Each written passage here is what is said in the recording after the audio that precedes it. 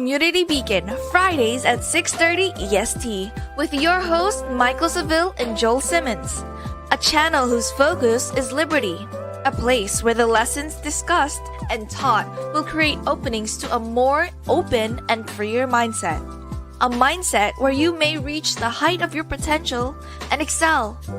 Here are your hosts, Mike and Joel. We are back. We are back.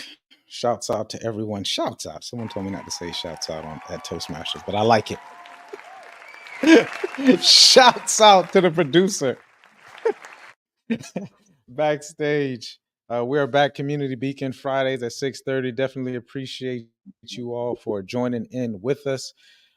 We had a fiery conversation last week. I'm hoping you all enjoyed it. I'm going to do some housekeeping, run through it really quickly. Like, share, comment, hit the notification button, depending on where you are. I didn't even introduce this, but we'll get to it. Of course, on Mondays, we got What It Takes. So shouts out to everyone who joins me on What It Takes each and every Monday. And of course, on Wednesdays, it starts with who, brother? Yes. Starting with me. All right. We actually had Mike on an early episode, and that was first year. First year, Mike was one of the first few people to be on first that. season. I want to learn more about the great real estate king, Michaeldseville, hailing out of Palm Beach County, and he's all over, amassing his great knowledge and wisdom to the masses as he continues to develop his organization and business, moving strongly forward into the new year. We're thankful for Brother Michaeldseville. All right, so listen, y'all, keep on coming. We did enjoy what we do, and all I just said about Mike is real. It's true. So check them out. Brother, the check's in the mail. Hey, so appreciate it, guys. Of course, on Fridays, we culminate with Community Beacon. Last week, I'm fired up. I'm really fired up because I think there's like a turning of the corner that, for me personally, in regards to belief, mindset, simplicity, and some of the challenges that that can come with it, that can come with changing of beliefs, changing of mindsets, and it's difficult. So one of the things we spoke about last week, and we got into the depth of it of attention, validation. The brother brought up dopamine, which is huge. I want a huge dopamine hits when a lot of us don't know how far deep into the forest we are until either you don't have it anymore, you can't do it anymore. I mean, people can't leave. I see adults now. We can't just blame it on the kids that can't take their heads out of the phones. When I say adults, I mean 60, 70-year-olds that really, has them drawn into this, into this new world. And once again, it was done before. How many of you had parents who just kept the news on 24/7? You know what I mean? Like, I used to walk into the house like, why is this news on? What are we talking? What are we talking about? And it was just glued. So instead of us being glued to the TV screen, you know what I mean? Now we're glued to the phone. So here we go, Yes, brother. sir. Let's get into it. Let's get into it. I Man. spoke a little bit last week. Definitely ready to hear what you have to say in regards to the conversation we had. Yeah, man. Wow. Last week, y'all remember we opened up with the belief mindset, simplicity, challenges, and this is just a continuation of that discussion because it was pretty deep, and we started to travel down pretty deep. And there's a lot of great references to some men of old that have done some great things, as well as some men that are really, they're really leading by example in this day and age. But when it all comes down to us, like, well, where do I stand? And I think that that's where we left off. Mike made a great point at the very end: identity issue. That's the real concern. And I guess when we start to think about the belief and the mindset, at least that aspect of it, it really does come down to who are you? That's a big question. And it needs all the air possible because if we don't know who we are, then we really don't know what we are, where we are, why we are. There's an old saying, if you don't know your history, you're destined to repeat your past. And it's like, well, if that's the case, if you don't know who you are, then anyone will do. And that's a little bit of a mixture of Yogi Berra. Yogi Berra had a quote like that. And his quote was, if you don't know where you're going, any path will do, you know. And so it's a little bit of a mixture of that. I suppose if you don't know who you are, then anyone will do. And that's not a good thing, especially with the way that we, as a people, and at least in American culture. And I've talked with people. I have friends on different continents, and we talk too. And so many of these statements will resonate there as well. But a lot of people are chasing the fad, chasing the next new thing. And the next new thing before, like when we were coming up, Mike, or, I know you always make fun of my age. So when I was coming up, when, it was just kind of it was kind of crazy there, brother, because it's like, ooh, he's got Jordans, it was like, oh, they're wearing Guess, and it was, and really getting into the simplicity of things, it was simple stuff. It's like he's got, a Nintendo, whatever. But now it's not so much about these tangible items, and we try to get away from, don't lust after these tangible items. But now it's not just tangible items that people are lusting after as far as the identity issue. They're lusting after characteristics of other individuals. They're making people their gods, their idols. And I remember there was a time where it was like idolization, you almost shunned away from it. And you're like, no, I look up to Michael Jordan, but people like idolize Michael Jordan. And it was almost as if that was okay, because Michael Jordan's accomplishments and his success stories. And you would get a lot of these basketball, football, whatever, all these people, and they would say, well, I don't want to be that person to anybody, because they had flaws as well. And so they would get in front of the TV screen, in front of the crowd, and they would tell people, they were like, I got flaws too. You want to hang me on every single one of my flaws, but I never asked to be this individual that everybody's looking at. And that was controversial then. But now everybody is so close. It's so easy to meet with anybody. And you could walk down the street and meet 20 different people, and not one of them you want to be like. But then you could see them somewhere else when they're all dressed up and they're giddy up, and they're only giving off the best impressions, and now you want to be like them. And I think that this has had an effect on the identity crisis, because people are so close, and there's a lot of phoniness, a lot of fakeness that's going around. So when it comes down to it, it's like, and I'm gonna end this piece on this piece to bring it back to where Mike had alluded to in the last episode, was belief is the real estate. And belief being a real estate, this is a real statement, and what does that mean exactly? What does it mean exactly? Because especially if you're an American, born free, right? Free born. And that's an important statement. So our belief, or the beginning of our belief system is freeborn.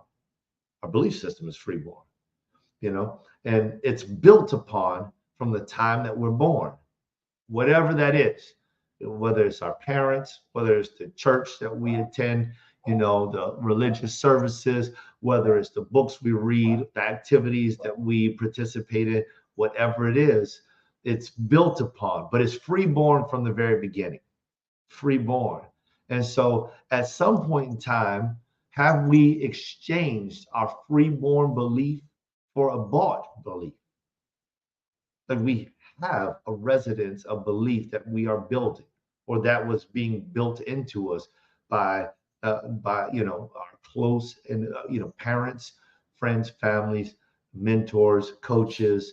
Do we have that? That's ours. You don't have to go out there and buy that. It's yours. Or are we investing in new belief real estate? And if we're investing in new belief real estate, where are we purchasing it from and at what cost? So I want to throw that in your direction. My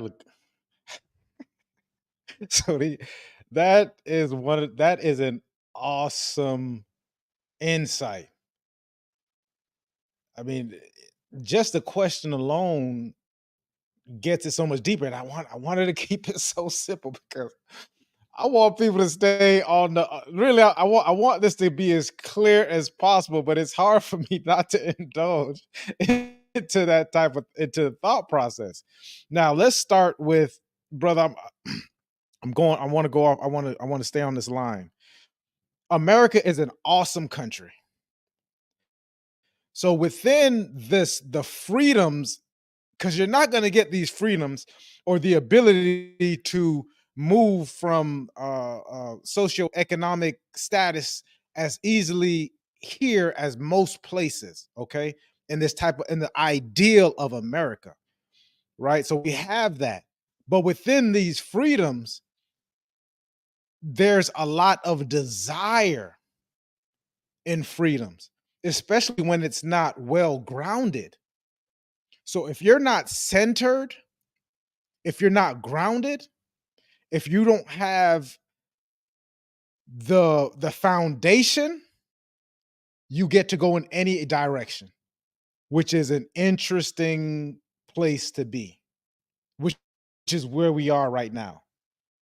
Without any moral guidance, any principle, any foundation, strip it away, we're going to see some interesting parts of human nature. That's what we've seen in the last 60 years, specifically with equality, even with equity. And everyone is different and everyone starts to pursue these things differently. And then to the brother's point, we put up these idols. Super flawed. Everybody's flawed and imperfect, and it's for certain, and has their own challenges and things. That's why I spoke about last time the context, like truly understanding a person's like we'll never know because most people are hiding this in modern day, specifically on the internet. So all we're seeing is this chasing after these perfect pictures of people.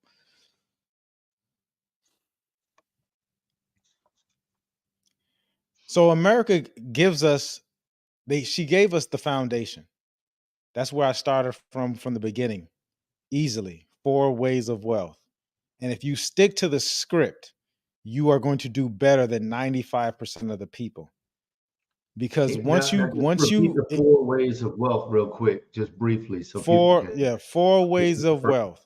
The average person, I don't care what someone is telling you, 95% of the time, probably more, it's cap. Okay. Is the power of the union. That's finding a significant other.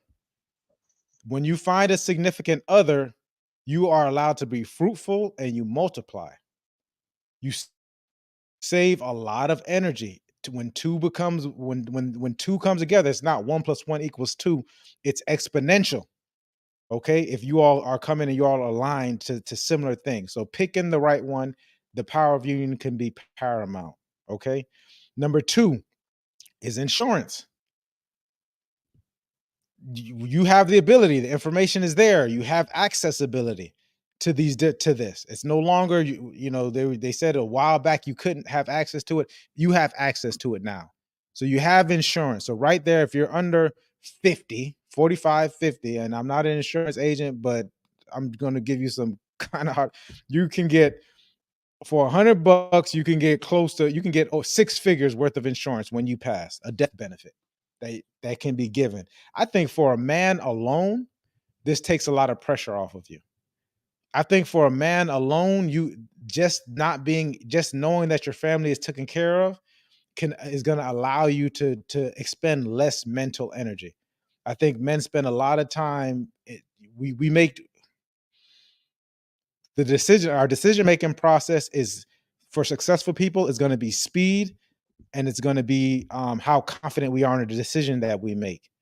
And if you mess with, and if you can do it, if you can make a decision and you can be confident, you're almost always going to be successful. But then if you like to hem and haw, et cetera, that spends mental energy. This is when by 6, and you only have a finite amount of mental energy a day. So by 6 or 7 o'clock, if you're looking around and you can't even answer what 3 plus 3 equals, that's because you've expended a lot of mental energy. So being able to have the power of union, having a significant other, being able to have insurance, making sure that your family is taken care of, because life can be snatched away from you like a thief in the night. Number 3 is real estate, having a place where you can hang your head, that you own, that it's not going to change rapidly, that you have decisions to be made, that you can do certain things to your property. You'll start to take pride in that. You'll have a place for your family, and as a man, you should always allow your family, your people, to come home, especially if you raise them correctly. So that's number 3. And number 4 is a skill. If you have a skill, no robot, no robot can take your job if you're extremely skilled at something. People are always going to seek, for the foreseeable future, a highly skilled person, because now I can have that conversation with you and you can do things, and you can do it in a certain amount of time, and people are willing to spend whatever it is. I don't care what kind of job you have. You can be a handyman, or you can be the head of some type of corporation, or you can own a corporation. If you're highly skilled at whatever it is, and your processes are in place, and they will be, because coming along, being highly skilled, your processes are in place for yourself to understand and know, people are always going to be, you're always going to be sought after, and you can pretty much start to name your price. You know what I mean? You could be a painter. One painter's getting paid $8 an hour. There's someone who painted another place and they're getting paid $100 an hour, because they're highly skilled. There's a difference. Okay. So those are the 4 things that, that's the basis of it. So now we're moving into this, and America gives that to you. Like, if you know what America's about, they're going to tell you, married, 2.5 kids, a home. They didn't say insurance, but it's in there. Right? So if you can have these things, you can be leaps and bounds amongst the people. Now let's get back to, because I would definitely want us to touch on the challenges. The challenges are in your belief and your mindset, because you aren't clear on who you are. So now we're borrowing from all sorts of people, and we can go back as far as we want. But here's the thing: the information is there. The information has always been there. We just haven't deciphered the information. That's why I want to make the information as simple as possible. If you go into any of the great books, for me personally, it's going to be the Bible, because it's just what I was brought up on. But you can probably go to the Torah. You can go to the Quran. You can go to a lot of these major books, and the principles are there. The principles are there. But now we have to decipher it. So this goes from actually studying. Now you got to get into it. You got to actually study, and you got to figure out what exactly is going on. And the way that you do that, because this world is just throwing so many things at you, is just like Jesus did when he was in the boat, when he just said, "Be still, peace, be still." So even amongst, and the disciples spoke about it, even amongst this chaos, like he's sleeping, he's at peace. So you have to find peace within yourself. That just means just stopping. The brother spoke about it maybe months ago, but it still remains the same. It's peace, be still. Be still. And ask yourself that question: who am I? And then wait on the answer. Because what I often see us doing is that we start to go, "Oh, I need to get some more information. I need to do this." And then we put a time on it. And on another episode, I'll definitely talk about progression in time versus effort. But then we start to look at the clock. Got to have this. I got to have this thing by next year. These are the goals we put on ourselves, as opposed to saying, I need to be this person who just happens to have this thing. It's going to because that thing is going to become a byproduct of it. And then here's the thing, you might even start to be this person. That's your purpose. And you might not even want that thing. What are you going to do with the Rolls Royce? $300,000. Who is it for? Is it to show I have arrived? You are already there. So where did you arrive? We're accumulating a lot of things for people who don't really care about it because they got their own situations that they're dealing with. They don't know who they are. I want to talk quickly and I'm gonna get into it is these different mindsets. So we have, I'm going to call it a poverty mindset versus a rich mindset. And none of these things have to do with money. Bob Marley said, now that you're rich. Bob Marley said, rich. You think it's rich because I have money? You think money makes you rich? It doesn't. It's a byproduct of you just being in your purpose. And truth be told, you don't even want it. You know what I mean? It just becomes a byproduct. I'm not saying that you shouldn't like nice things. Most people would want a reliable car. Most people would want a house that they can go and lay their head in, etc. Like I'm not saying get the best at what you can afford. Just remember what the cost is, because the cost is more than just the money. Because you are what you can maintain. I see people in $1 million houses and they can't maintain it. And that house gets taken away within 3, 4, or 5 years. I've seen people who I've walked into a house and picked up a book, several books and information that was next to a person who was laying next to it. It was on the person's dresser. And this person was living in poverty in next to $1 million information. I'm going to say this again. I've seen people walk around with millions of dollars of information within their grasp. This information, if I gave it to $1 million person, could make it $1 million. And they lived in, you would think they were living in poverty with nothing and didn't know how to read. And I asked them, can I have this? Or do you want it? No, take it. That was my father's. And I can't even explain to them what this is or what it could do for them, because that's not them. And the same person is going to tell me that they desire X, X, and O. And it's right there because it's not them and they can't maintain it. That's the lottery. I give you $30 million. But if you can't maintain the $30 million, you're not really a millionaire. You're pretending, and it's all going to come out in the wash within 4 to 5 years. You're not seeking out this information. You're not seeking out the truth ultimately. So I say this to say this to you all, to anyone who's listening, and to the brother. I appreciate him giving me the time. Is that it's not in the doing and it's not in the having. It's in the becoming. That's where this rich versus this poverty thing, because you can have this poverty mindset who thinks it's in the doing and the having. A rich person is going to say it's going to be like it's in the being. And then in the being is where you're going to find that peace within yourself.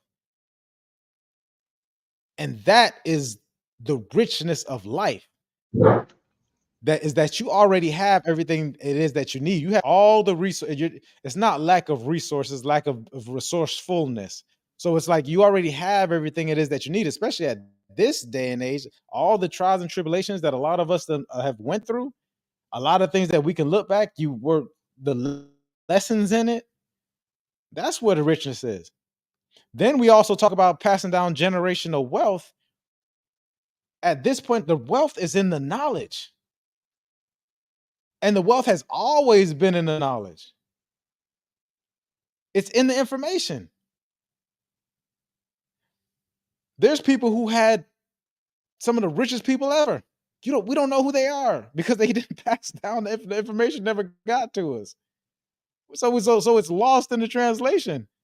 All right, I'm brother jump in because There's a lot to be said in this, not in the doing, not in the having, it's in the becoming, and there's a lot to be said about that. There's a lot to be said about that because, it's always about like becoming what, becoming what? What am I becoming? One of my leaders would talk about, how we're raising up children, and without certain disciplines and certain standards, and without teaching, the Bible teaches us to raise up a child in the way they should go. And when they're older, they won't depart from it. So, there's corrective measures as well as freedoms that have to be learned, that have to be passed on, that have to be passed down. And without those things, he would say, you can end up raising a monster. The individual can become a monster, because people don't know where they're going. They don't know how to get there. If you want to be an athlete of any type, I'll take Michael Jordan. I'll take him as a reference because, I could take Bo Jackson, but I'll take Michael Jordan. And because Michael Jordan, he loved baseball. He loved baseball, but he got into basketball. And when he left basketball after the three-peat, the first one, he left basketball and he got into baseball. And when he got into baseball, there were those who doubted him, and then there was those who absolutely believed him. They're like, hey, if anyone can be like Mike, Mike can be like Mike. But what ended up happening is he had to change his workout regime. He had to change his mindset because it was different muscles that were necessary in order to be a great athlete in baseball than they were in basketball. Your leg strength you had to have a lot of leg strength, a lot of core strength. You had to work on your hand-to-eye coordination for smaller, faster flying objects, and there was just a lot of different things, quick turns, fast sprints, quick turns, all these different types of things. Where in basketball, there's a lot of upper body strength. You have to be able to bear the weight of somebody that's pressing against you. You have to have a lot of quick twitch muscles that are working because you have to go from left to right to left again. You have to be able to jump off of that, and you have to be able to do all. And so what he learned is that as he was working out, his basketball fit body was not prepared for his baseball mindset. And his basketball mindset was not prepared for his baseball fit body. He had to rewrite his vision plan. And then he had to get in with coaches and people and trainers and learn how they did it. Natural talent was great, but it wasn't enough. He had to get skill. Right. And he had to gain. And so, to get in there, it's like, it's not in the doing, it's not in the having, it's in the being or the becoming. And the thing about the becoming is there must be something that's done to become. You just can't become. We just don't evolve into what we desire without some type of work. There's got to be some kind of work, internal work, external work. So I think what it comes down to is, and I love to see that screen that Mike, he said, he put up on the last show, because it was very important, what he had put up, that diagram, because Mike, you were talking about the difference in the thought process and the patterns of whether you're above the line, where one of them was empowerment, where you're above the line or you're below it. And that's really, thank you. That's really what makes the difference in these levels of consciousness, above the line, power, below the line, force. And the difference in that, you can absolutely have the same type of decision, or you can have the same thought, but it's the internal piece of it. Like there's a scripture that talks about how Jesus Christ has the ability to see between the difference of the thought and the intent of the mind.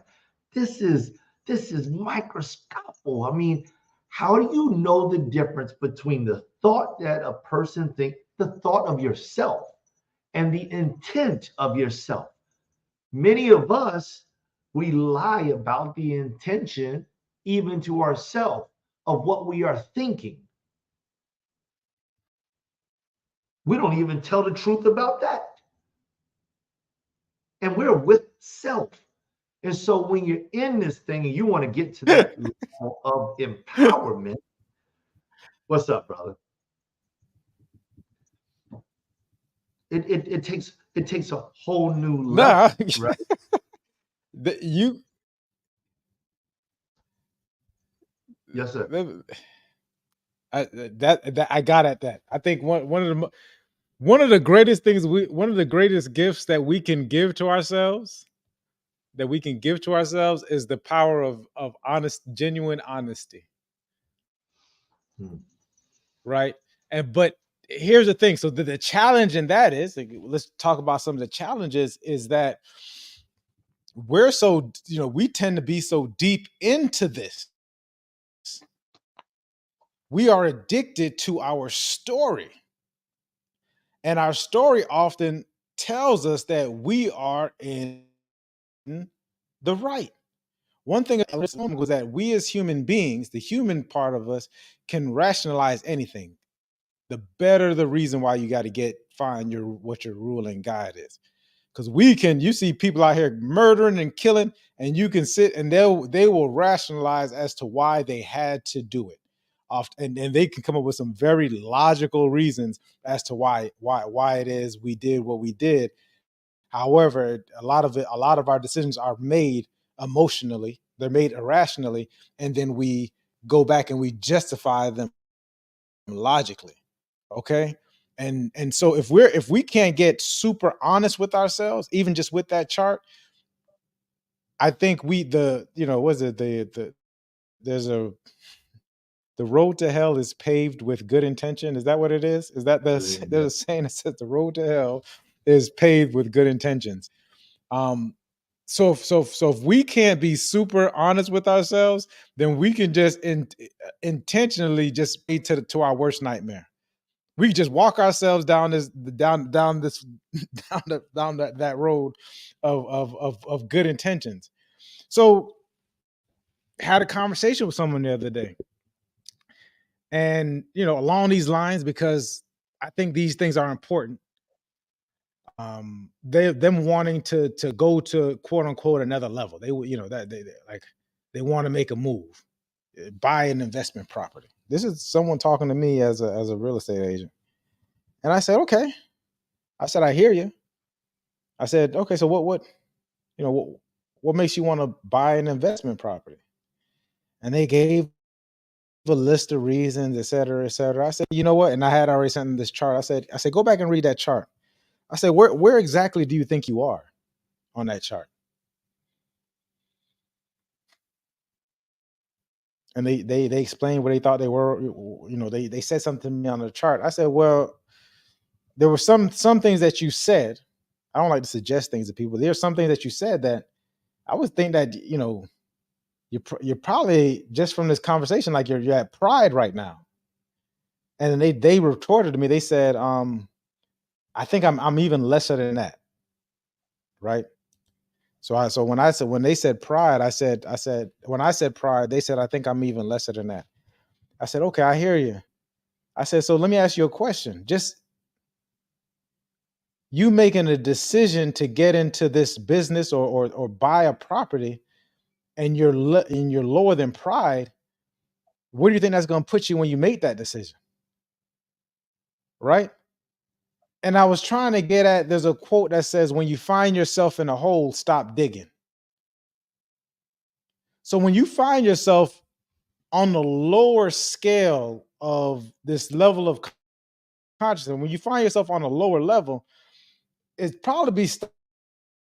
It probably would behoove you not to move, to really say, okay, let me pull it back up again. Man, I think I'm at fear, excuse me. So now you're making a decision out of fear.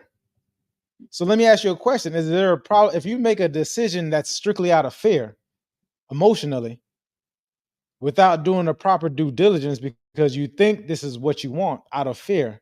Do you think that's going to improve your life or make your life better? Or rather, do you think you're going to make a better decision, or you think you're going to make a worse decision?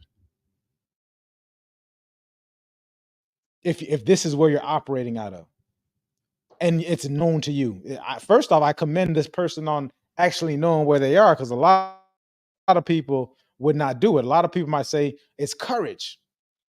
I never own an investment property. I'm doing it out of courage. But they're saying that they're doing it out of fear. What kind of decisions are we making out of fear?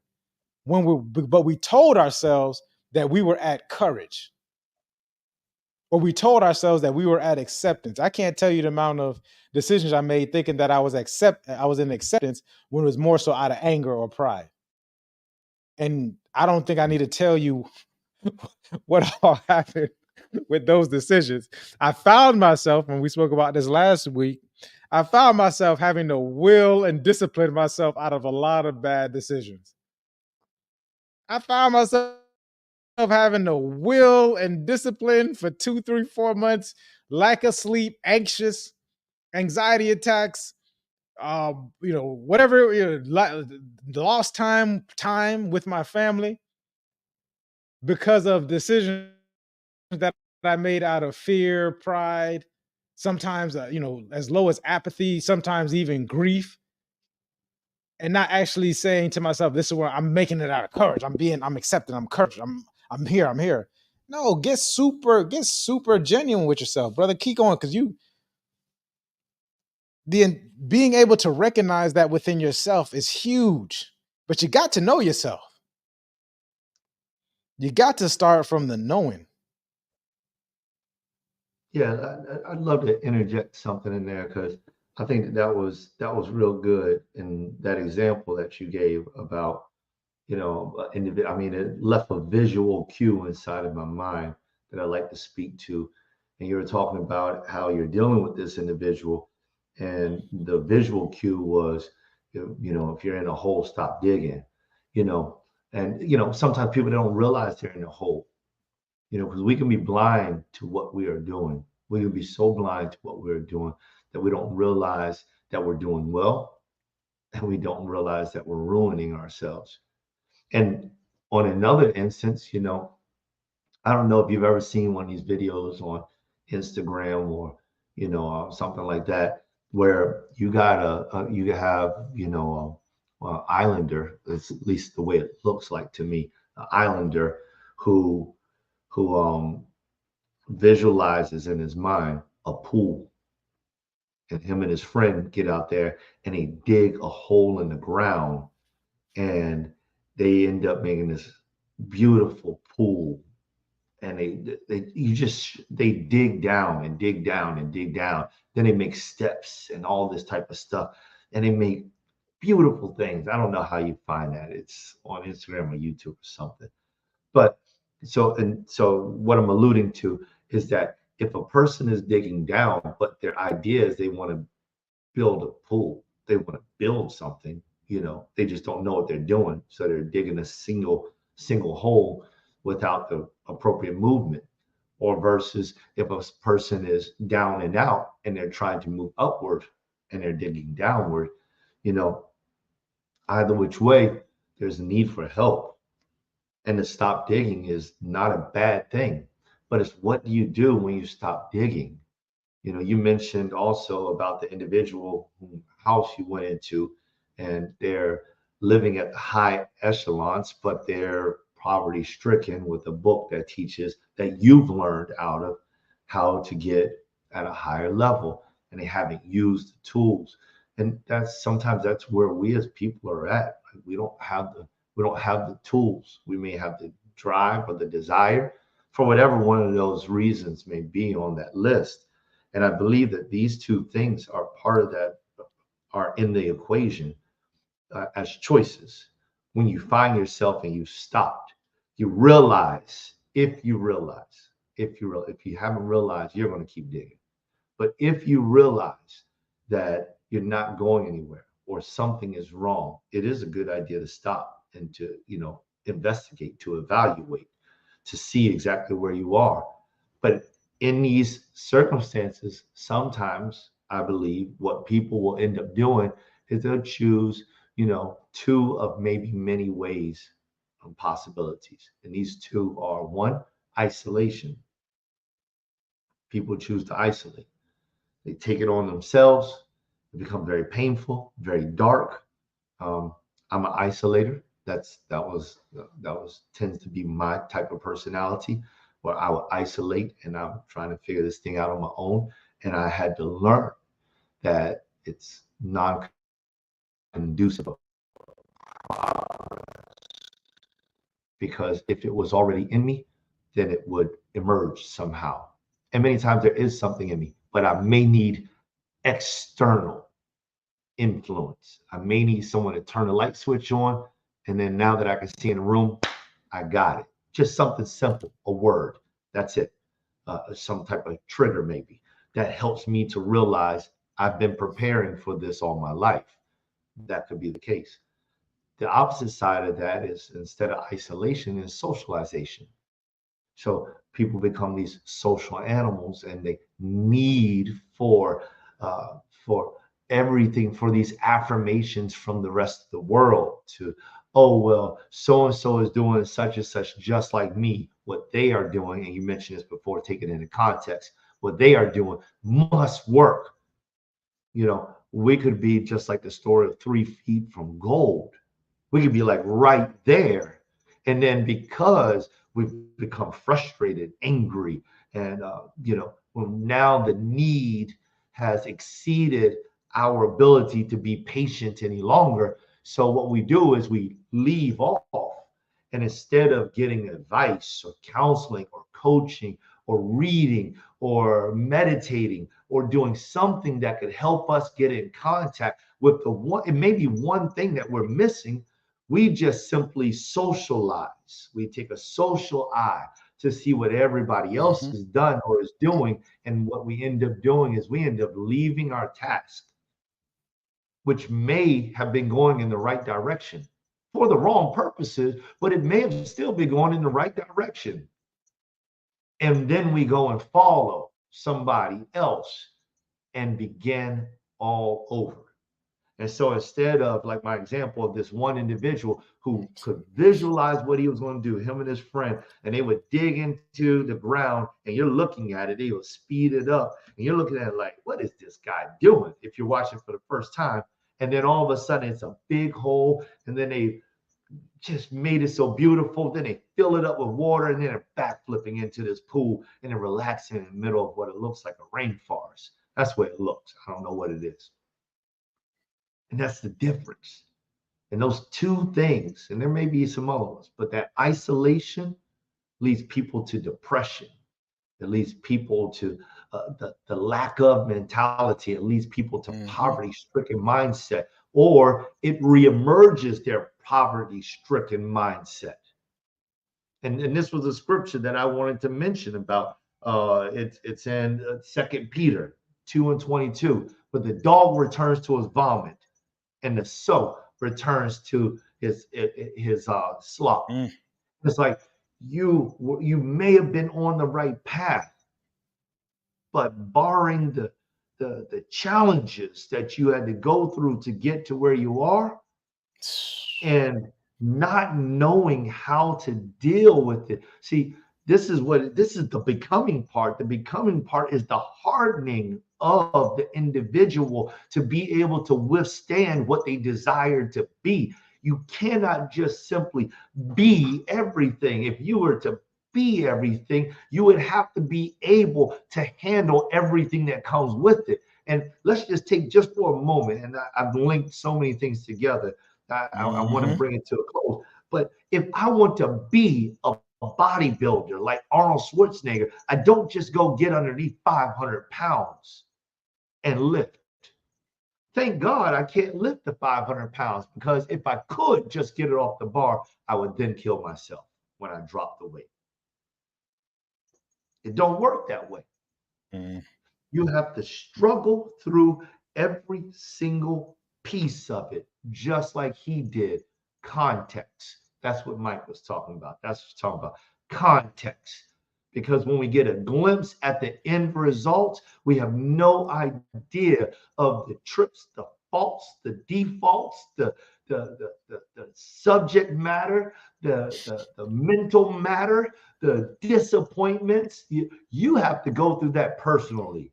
You got to suffer through that thing personally. And that is what makes you strong enough to be who you desire to be. Without that, there is no being that. There's only being what you are. And if that isn't satisfactory enough, then you got to change your mind, your belief set.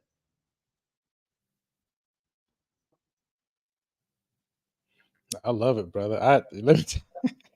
I laughed when you brought up Arnold Schwarzenegger because he did a doc. He was in a documentary a while back, and I remember watching the documentary. This is Arnold Schwarzenegger, man. You know, probably one of the greatest body. Everyone works out the way that we work out now because of him, not because it's the most effective way to work out. It's because Arnold made it so.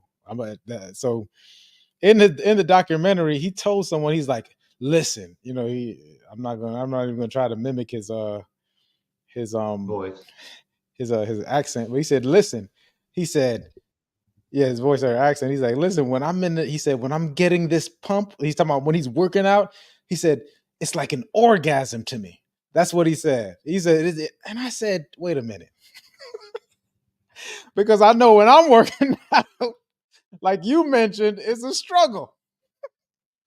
He's saying that when he works out, him living in his purpose, he's framed it in his mind that it's like he's so into his, and he talks about the focus that he has.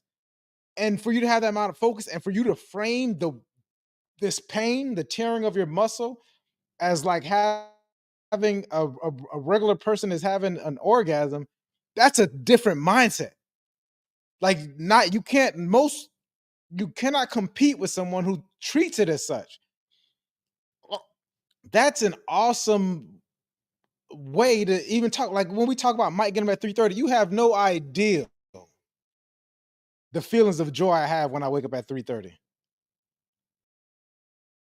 So for someone else to sit down there and say, I'm just gonna wake up at 3:30 in the morning like Mike and do this, you don't know what I mean. For me, that piece from 3:30 till I leave out the house, I can't even replicate. It's hard for me to when I say before I knew myself, it would have been hard for me to replicate. But now I just have a standard that I can replicate the piece from. So whenever I want to go to a peaceful place, I can put myself in that position because I just say, you know what, it's 3:30 in my mind. But at 3:30, that at 4 o'clock, even when I'm so excited about that time that I have to be extreme, my body has to be extremely, I have to tell my body to be gentle on myself for me not to wake up at that time. It's like my dog barking at 7:15. He's gonna bark at 7:15, whether the time changes or not. And his 7:15, 6:15, that's the time that he barks. That's me getting up in the morning at this point. That's just how I feel about my times of peace, of me being able to do certain things. But that's from me just really getting in tune with who I am, understanding where I am, and knowing that if I don't get up at that time, I got to go back to that chart. Because now I'm probably lower on the chart. I realized that at one point in time as well.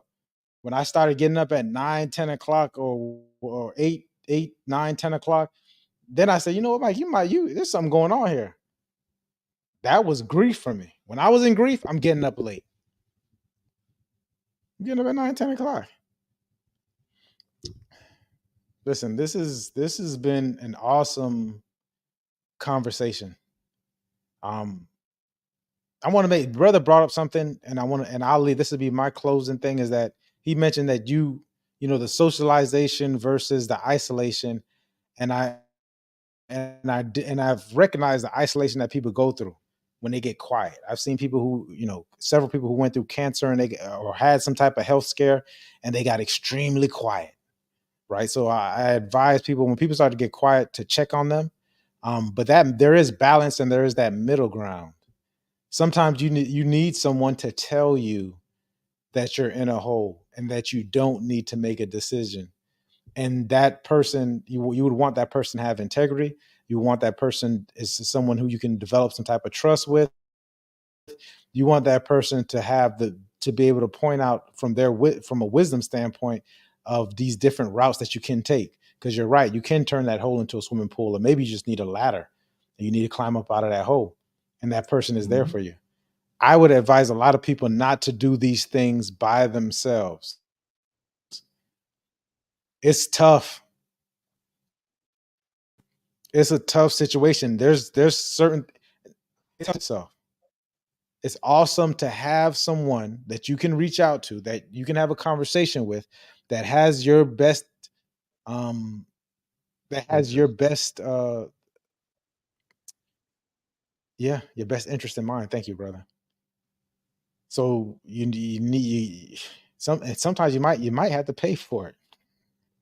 But I'm gonna tell you what, when you really think about the opportunity cost, the things that you're gonna miss being in that hole, because patterns and processes are a real thing. I've seen people that are in patterns and processes that it ends up being their entire life. They something happened at 35, 40, divorce, child passing away, parents passing away, something traumatic in their mind happens, and they spend the next part of their life reconciling it. They identify with it. This is them. They become this thing, and which strays far away from the probably the purpose-filled life that they had wanted for themselves. So what there's no amount of money that you can spend for you to be not in purpose. What would you pay for that? For purpose, for peace of mind. There's no amount of money, there's nothing that should cost you your peace of mind or your purpose when you think about it. You know? Like what what can you give? You never stop giving. Anyway, so that's my ending on that, brother. I love it. And listen, y'all, there's still much more to talk about. So I guess we'll have to bring this conversation back up, because I don't even think that we dove into all of the different things that we want to discuss. I mean, we really didn't dive in strongly into simplicity or challenges. There's still a lot left there. So guys, listen, when you look at this, you know, share this with somebody else, and maybe encourage them to go listen to the conversation that we're having. Maybe there's something that you picked up, maybe there's something that you're able to put down, you know, maybe there's some type of question that you have, maybe there's a comment, maybe there's some type of resource that you're willing to offer to the audience that is watching. But whatever it is, you know, then, you know, do it. You know, just get out there and do it. So we're thankful for those of you all who are listening and chiming in, you know, and you know, we're glad to hear Absolutely. from you. So, you know, drop us some love, you know, and let us know what you think. Let us know what your concerns are. Other than that, we'll be glad to see you on the next Community Beacon.